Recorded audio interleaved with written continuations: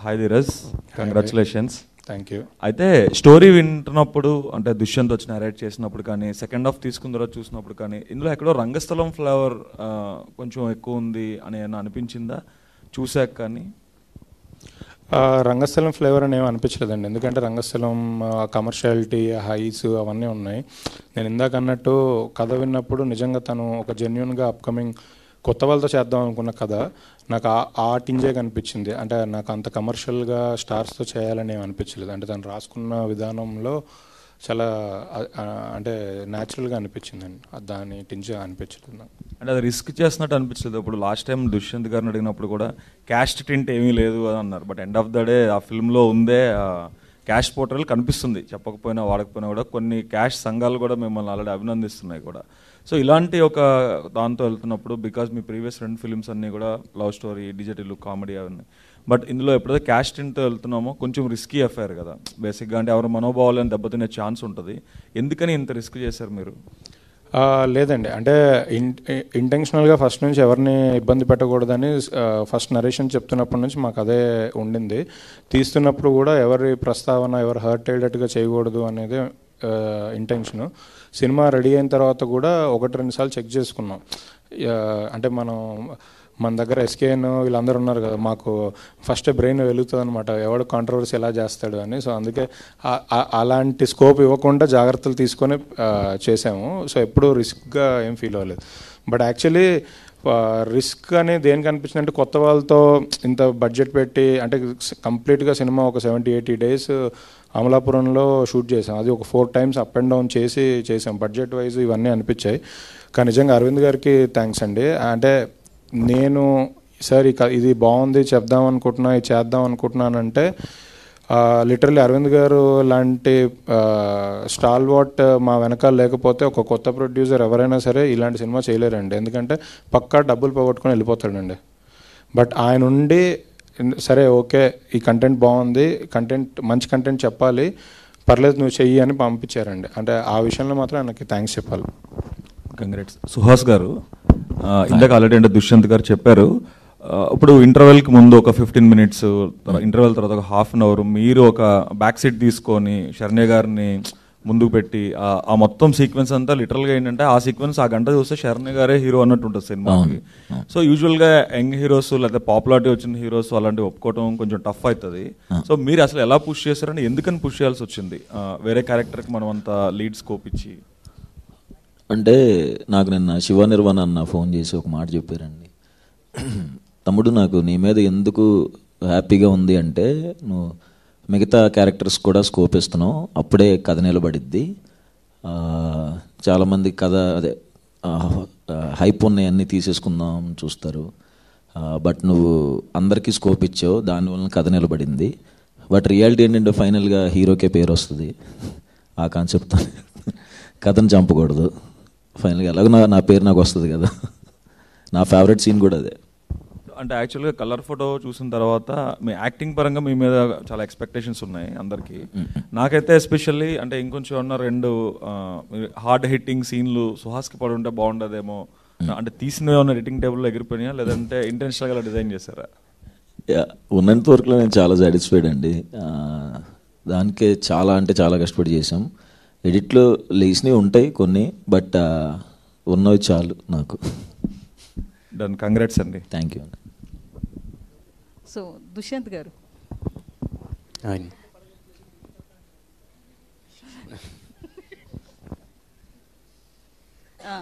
అయితే మూవీలో ఒక వర్గానికి సంబంధించిన కమ్యూనిటీని చాలా క్లియర్గా చూపించారు. సో ఆపోజిట్ వర్గాన్ని ఎందుకు చూపించలేదు? అంటే ఎందుకు ఈ కొట్లాట అనుకున్నారా? కథ డిమాండ్ చేయలేదు? అసలు ఏంటి రీజన్? అంటే ఒక వర్గాన్ని చూపించాను అంటే కథని బేస్ చేసుకొని, అంటే కొన్ని ఒరిజినల్ కథలు చూపించినప్పుడు ఆ వర్గాన్ని అలా చూపించాం, కానీ మనం వెర్బల్గా ఎప్పుడు చెప్పలేదండి సినిమాలో.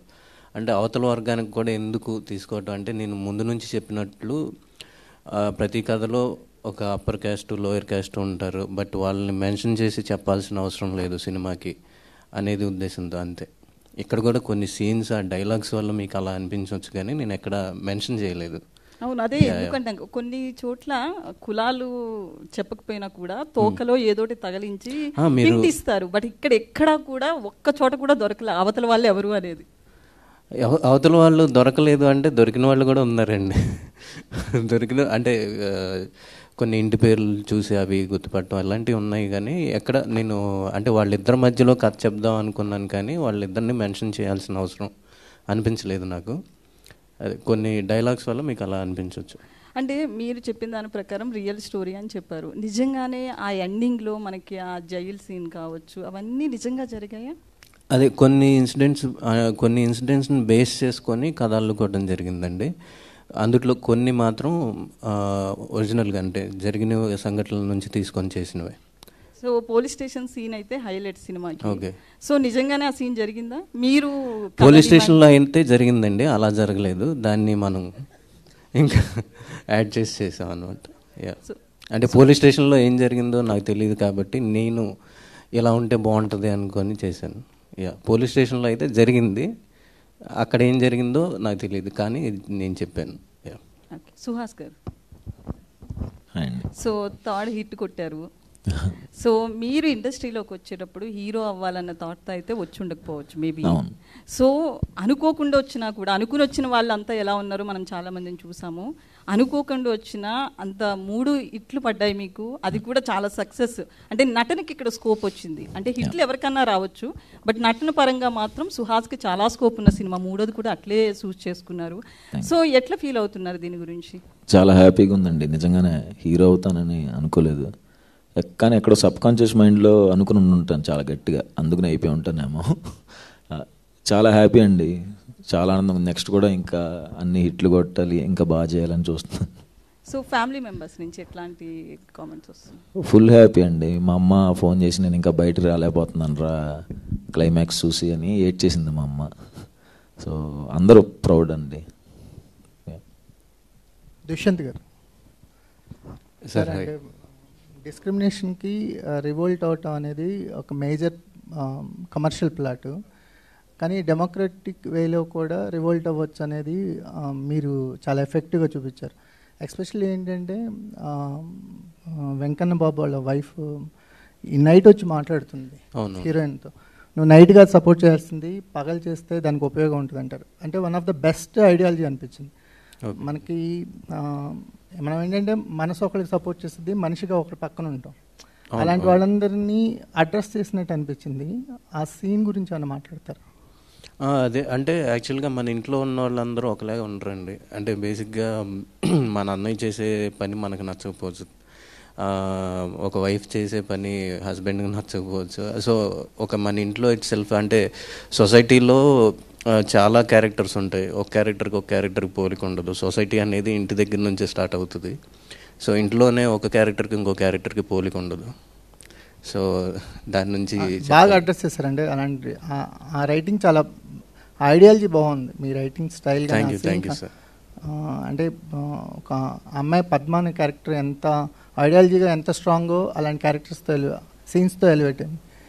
సో ఏమన్నా రైటింగ్ కానీ లేకపోతే మనకి సొసైటీలో ఉన్న డిస్క్రిమినేషన్స్ని అడ్రస్ చేస్తూ రైటింగ్ రాయాలనే ఐడియాలజీ ఎక్కడి నుంచి మీకు స్టార్ట్ అయింది? అంటే ఫర్దర్గా కథలు ఎలా ఉండబోతుందండి? అంటే ఈ ఐడియాలజీ కొంచెం చిన్నప్పటి నుంచి నేను కమ్యూనిస్ట్లానే ఉండేవాడిని.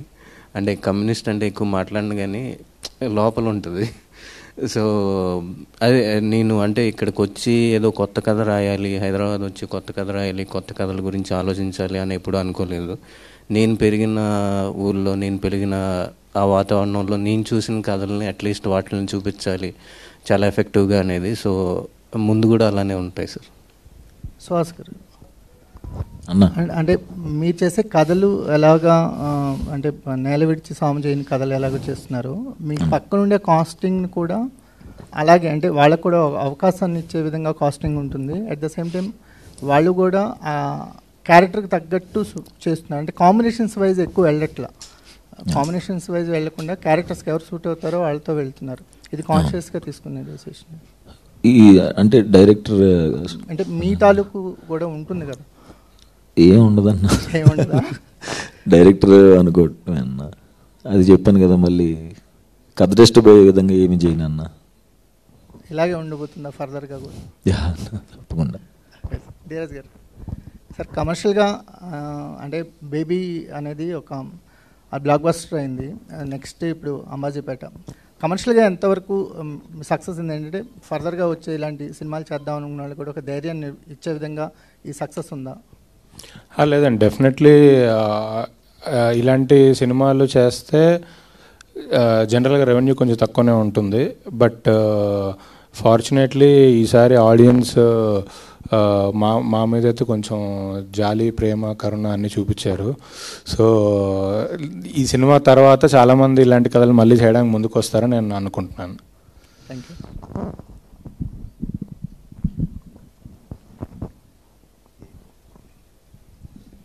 హీరోయిన్ గారు, హలో అండి. ఈ సినిమాలో మీ క్యారెక్టర్ చాలా స్ట్రాంగ్గా ఉంది. సో అలాంటి క్యారెక్టర్ని మోల్డ్ కావడానికి మీరు చేసిన హోంవర్క్ ఏంటి? అంటే నరేషన్ విన్న తర్వాత ఆ క్యారెక్టర్ గురించి ఇంకా డెప్త్లో వెళ్ళడానికి స్క్రిప్ట్ రీడింగ్ చేయమన్నారండి మా డైరెక్టర్. సో ప్రతిరోజు 1-2 టైమ్స్ చెక్కింగ్, రీచెక్కింగ్ అలా చూసి చదివి ప్రతిసారి చదువుతున్నప్పుడల్లా ఓకే ఇంకా డెప్త్ వెళ్ళేదాన్ని అండ్ ఇంకా బాగా చేయొచ్చు, ఇంకేదైనా యాడ్ చేయొచ్చు అని మేము కమ్యూనికేట్ చేసుకునే వాళ్ళం. ఇంకెంత గ్రాఫ్ పెంచొచ్చు లక్ష్మి క్యారెక్టర్ది అని. సో అలా అది చాలా హెల్ప్ అయింది. అండ్ మేము వర్క్షాప్ చేస్తున్నప్పుడు కూడా చాలా హెల్ప్ అయింది. అంటే సెట్లో టైం వేస్ట్ చేయకుండా మేము హోంవర్క్ బాగా చేసుకున్నాం. So I think that worked. Me real లైఫ్లో కూడా మీరు ఇంత స్ట్రాంగ్గా ఉంటారా? చాలా గట్టిదండి అండి. ఓకే.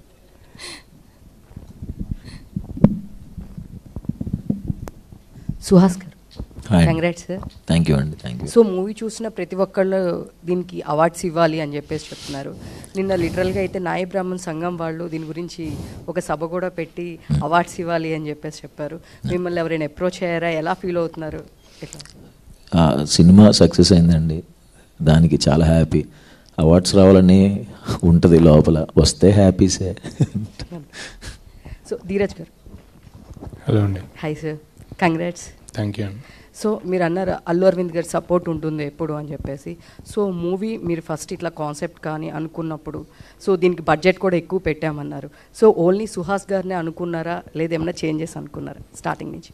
లేదండి, ఫస్ట్ నుంచి సుహాస్ గారే ఉన్నారు. అంటే ఈ కథ నా దగ్గరికి డైరెక్టర్ తీసుకొచ్చే ముందే సుహాస్ అని వాళ్ళిద్దరు అనుకునే వచ్చిందండి కథ. ఓకే. సో అరవింద్ గారికి చెప్పినప్పుడు మరి బడ్జెట్ ఎక్కువ అవుతుంది, మీరు చెప్పినట్టు 3-4 టైమ్స్ అక్కడ వెళ్ళి చేసి రావడము. సో అప్పుడు ఏమీ భయపడలేదా మీరు? లేదండి, ఆ 3-4 టైమ్స్ వెళ్ళి చేసి రావడం అనేది బెటర్మెంట్ కోసం చేసింది.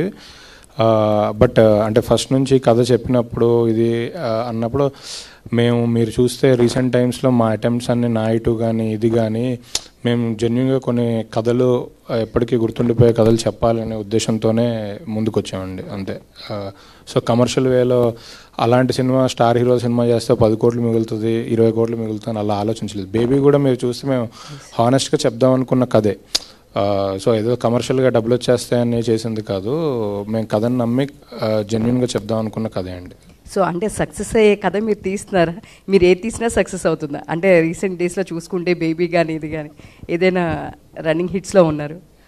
ఈ క్రెడిట్స్ అన్నీ యాక్చువల్లీ చెప్పాలంటే డైరెక్టర్స్ అండి.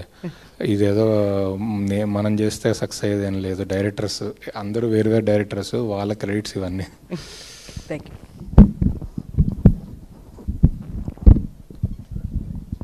దుష్యంత్ గారు, హాయ్. హాయ్ అండి. యాక్చువల్లీ ఈ సినిమా విషయంలో మీరు సాధించిన ఫస్ట్ సక్సెస్ ఏదైనా ఉందంటే అది కాస్టింగ్ సెలక్షన్ విషయంలో. నాకు వచ్చిన ఏంటంటే సినిమాకి శరణ్య గారి రోల్ బాగా హైలైట్ అయింది, చాలా బాగా నచ్చింది కూడా నాకు కూడా. ఆ రోల్ ఫస్ట్ ఆప్షన్ ఆవిడేనా లేకపోతే ఎవరినన్నా ముందుగా వేరే వాళ్ళని అడిగి తర్వాత ఆమెను ఫైనలైజ్ చేయడం జరిగిందా? లేదండి, ఫస్ట్ ఆప్షన్ ఆవిడే. సుహాస్ గారు, కంగ్రాచులేషన్స్ అండి. థ్యాంక్స్ అండి. కలర్ ఫోటో, అంబాజీపేట రెండు ఏడిపించే లవ్ స్టోరీస్, నవ్వించే లవ్ స్టోరీస్ ఎప్పుడు చేస్తారు? రైటర్ పద్మభూషణ్ చేశాను. శివాని గారు, మూవీలో సుహాస్ లవ్ లెటర్ ఇచ్చాడు, రియల్ లైఫ్లో ఎవరైనా ఇచ్చారా మీకు? లేదండి, ఇవ్వలేదు. All the best. Thank you.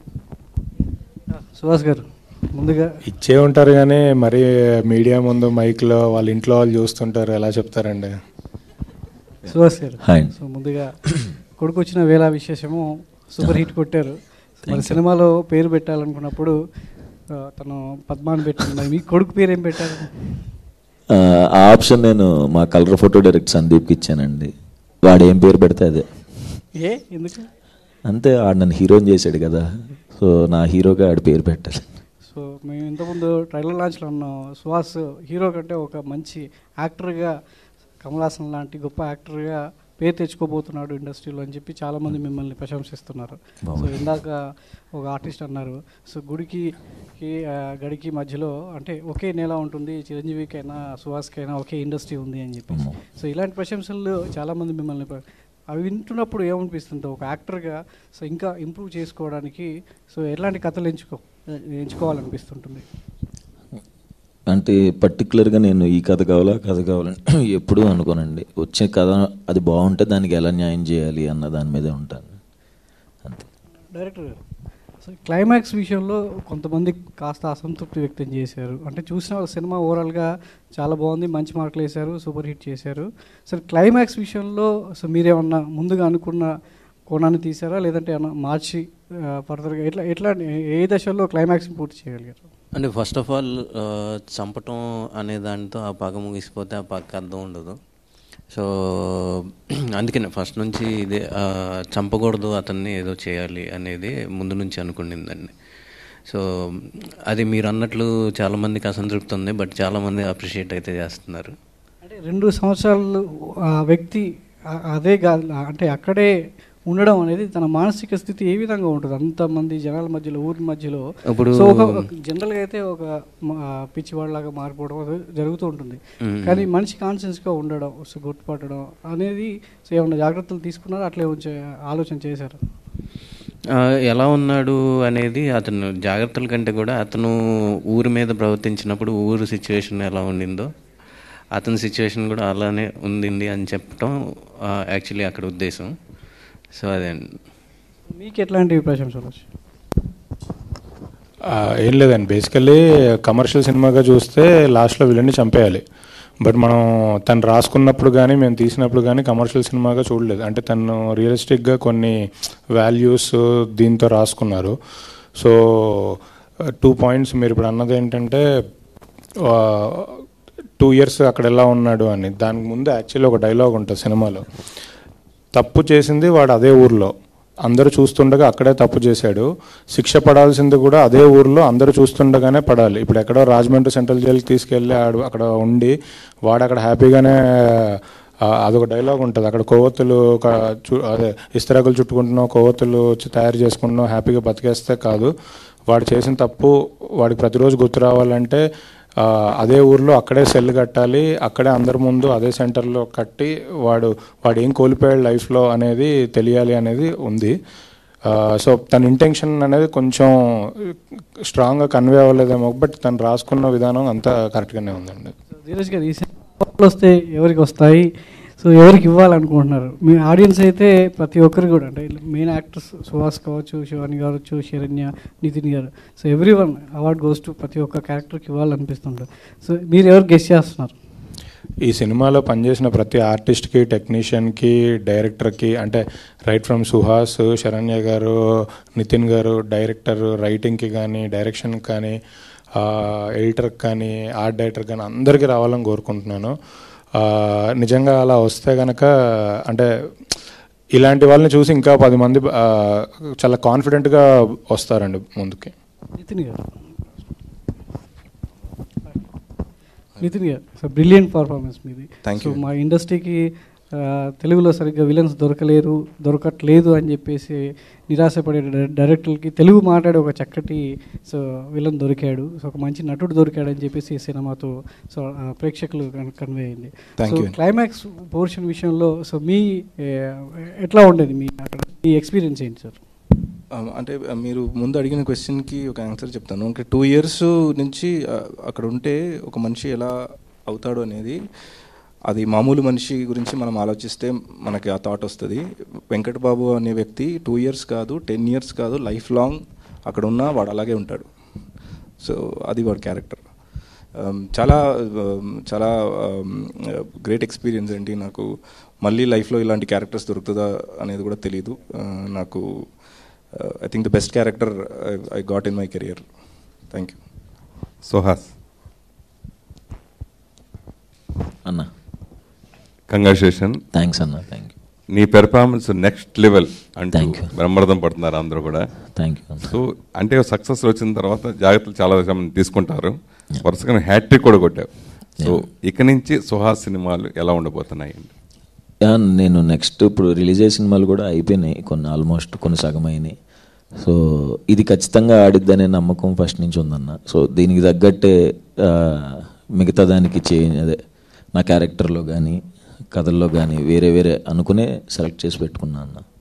అంటే బాగా కెరియర్ బిగినింగ్లో 1-2 సినిమాలు ప్యాడింగ్ పెట్టుకుని సపోర్ట్ క్యారెక్టర్ పెట్టుకుని ఇప్పుడు వరుసగా ఈ సినిమాలో కూడా అదర్ క్యారెక్టర్స్ గురించి ఎక్కువ మాట్లాడుకుంటున్నారు, బాగా ఎక్కువ మీ క్యారెక్టర్తో పాటు. అట్లా 2-3 సినిమాల వరకు చేసుకుంటారు. తర్వాత సోలోగానే ఇంపార్టెన్స్ పెట్టుకుని మిగతా ప్యాడింగ్గా పెట్టుకుని అట్లా చేసుకుంటారు కదా. అలా భవిష్యత్తులో కూడా నీ మారే అవకాశం ఉంటుందా? అంటే నెక్స్ట్ కొన్ని సినిమాల్లో ఉన్నాయన్న ప్యాడింగ్స్, దానికి తగ్గట్టు కథలకు తగ్గట్టు ఉన్నారు. ఈ కథకి తను ఈ ఫేసెసే కావాలనుకున్నాడు. సో అదే వర్కౌట్ అయింది అనుకుంటున్నాను. సుహాసే భుజం మీద ఎత్తుకుని సుహాస్ ద్వారా ఈ సినిమా సక్సెస్, సుహాసే ఫుల్గా ఉండేది అని అంటే లేదన్న. ఈ సినిమాలో శరణ్య నేను ఈ సినిమా ఫర్దర్గా అంటే కంప్లీట్గా నేను ఏమోనన్నా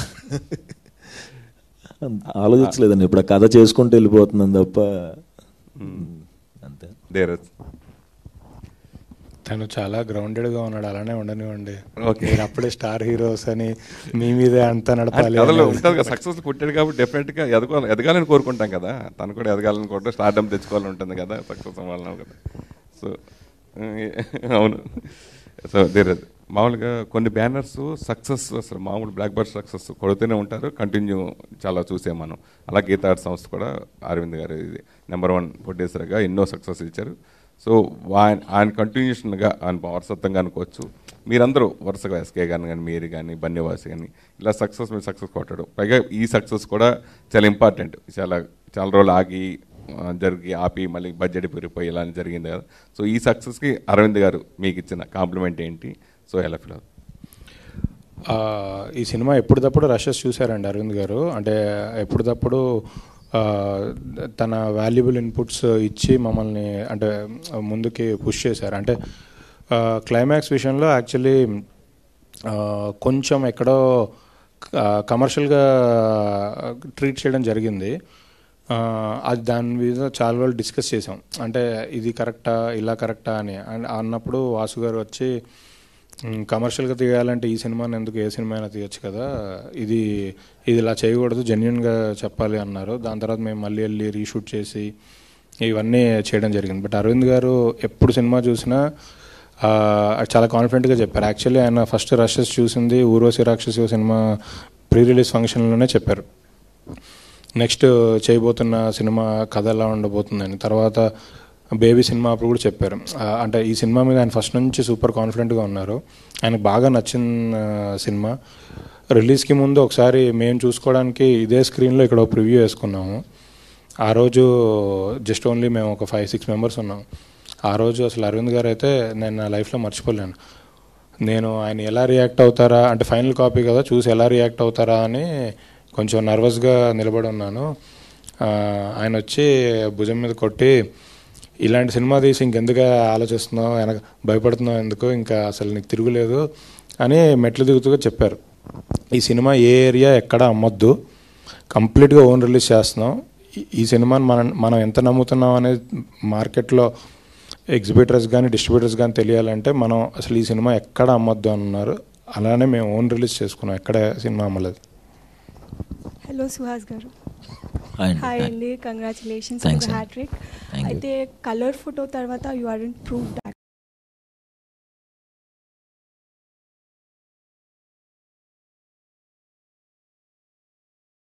యాక్టర్ అవుతారని మీకు చెప్పారు. Now you are enjoying that fruit. ఎలా అనిపిస్తుంది మీకు? అండ్ మీరు వారితో మాట్లాడడం కానీ ఏమైనా జరిగిందా ఈ మధ్య కాలంలో?